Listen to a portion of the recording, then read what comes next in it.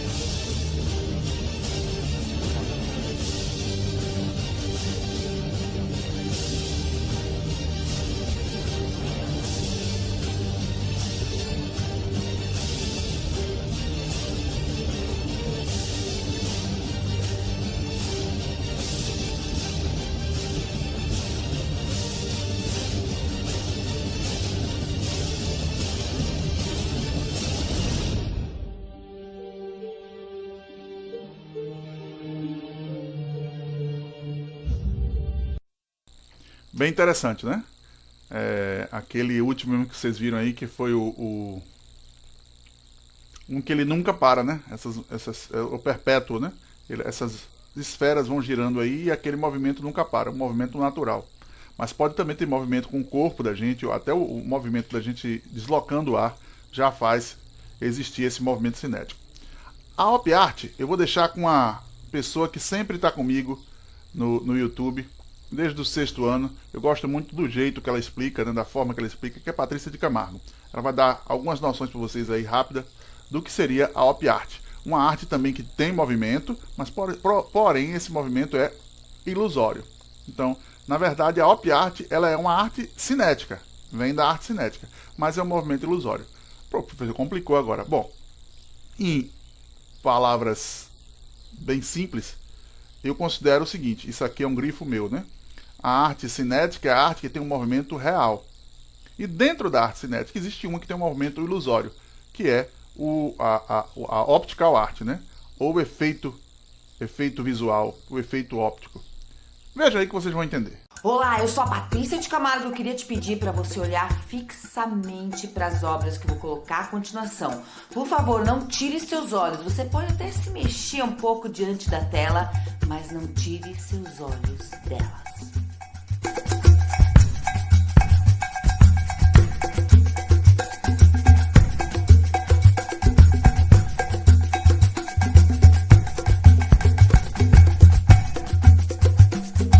Obras que você acabou de ver são conhecidas como Op Art. Mas esse termo apareceu pela primeira vez em outubro de 1964 na revista Time.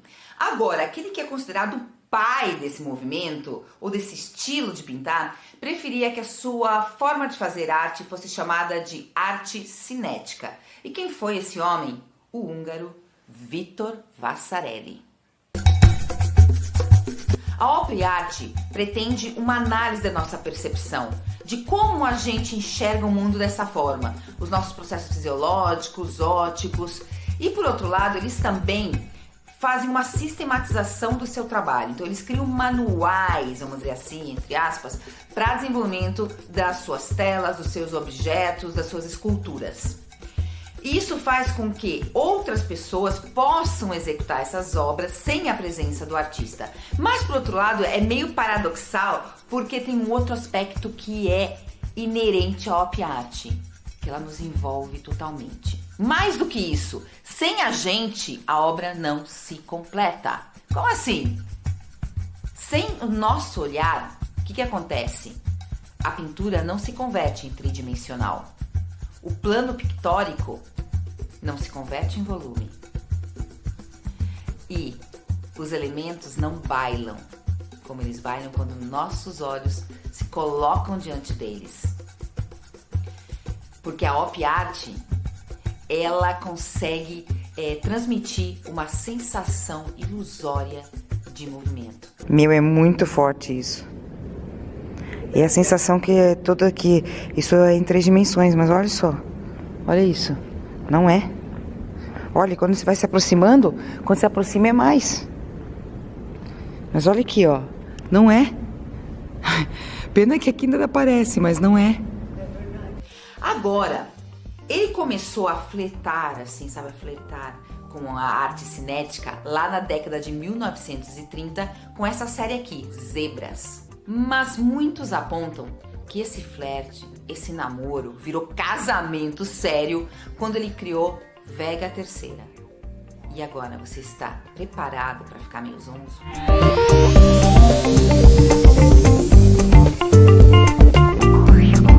Essa obra é uma homenagem direta ao quadrado negro, ao quadrado preto de Malevich. Você lembra dessa obra?